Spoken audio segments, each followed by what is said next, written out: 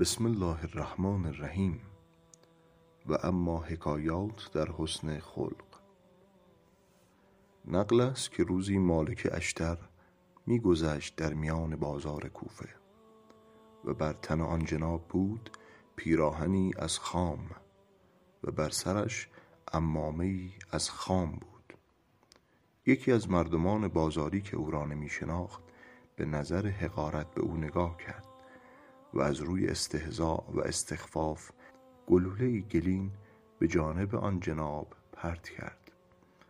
مالک از او بگذشت و چیزی به او نگفت. پس به آن مرد گفتند که آیا دانستی که با چه کسی این اهانت و استهزاء را کردی؟ گفت نه. گفتند این شخص مالک اشتر یار امیر مؤمنان بود. آن مرد را ترس و لرزه گرفت و پشت سر مالک راه رفت تا او را دریابد و عذرخواهی کند. مالک را یافت که در مسجد رفته و به نماز ایستاده. چون از نماز فارغ شد آن مرد افتاد روی پاهای مالک که ببوسد. مالک فرمود چه کار میکنی؟ گفت عذر میخواهم از آن جسارتی که کردم. مالک فرمود باکی نیست بر تو. به خدا سوگند که من داخل مسجد نشدم مگر برای آنکه استغفار کنم برای تو. مؤلف گوید ملاحظه کن که چگونه این مرد از حضرت امیر مؤمنان علیه السلام کسب اخلاق کرده است، با آنکه از امراء لشکر آن حضرت است و شجاع و شدید الشوکت است و شجاعتش به مرتبه است که ابن ابی‌الحدید گفته اگر کسی قسم بخورد که در عرب و عجم شجاعتر از اشتر نیست مگر استادش امیر مؤمنان، گمان می کنم که قسمش راست باشد. چه بگویم در حق کسی که حیات او حیران کرد اهل شام را و ممات او حیران کرد اهل عراق را. و امیر مؤمنان در حق او فرمود که اشتر برای من چنان بود که برای رسول خدا بودم، چنان بود که من برای رسول خدا بودم. و به اصحاب خود فرمود که کاش در میان شما مثل او 2 نفر بلکه کاش 1 نفر مثل او داشتم.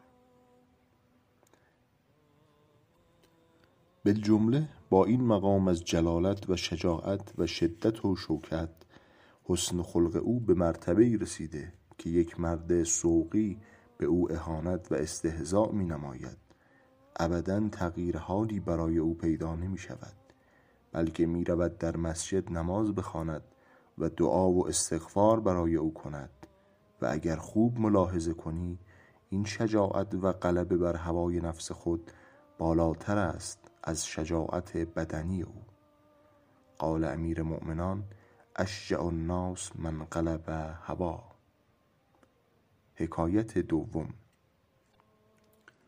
شیخ مرحوم در خاتمی مستدرک از جناب خواجه نصیرالدین طوسی نقل کرده که روزی کاغذی به دستش رسید از شخصی که در آن کلمات زشت و بدگویی به ایشان داشت.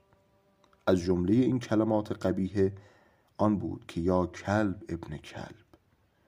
محقق مذکور چون آن کاغذ را مطالعه فرمود جواب آن را به متانت و با عبارات خوش مرقوم داشت و بدون 1 کلمه زشتی از جمله مرقوم فرمود که قول تو خطاب به من که گفتی ای سگ صحیح نیست، زیرا که سگ به 4 دست و پا راه می رود و ناخنهایش طویل و دراز است، ولکن من منتصب القامه ام و بشرم ظاهر و نمایان است، نه آنکه مانند کلب پشم داشته باشم و ناخنهایم پهن است و ناطق و ضاحکم. پس این فصول و خواصی که در من است به خلاف فصول و خواص کلب است.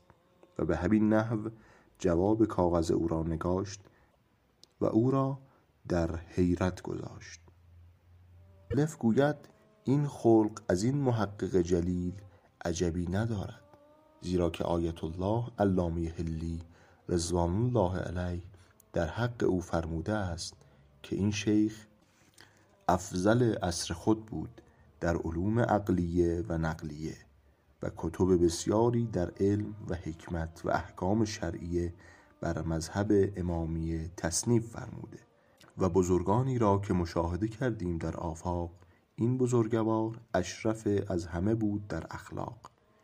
این فقیر گوید اینجا تمثل به این شعر است: هر بوی که از مشک و قرنفل شنوی، از دولت آن زلف چو سنبل شنوی.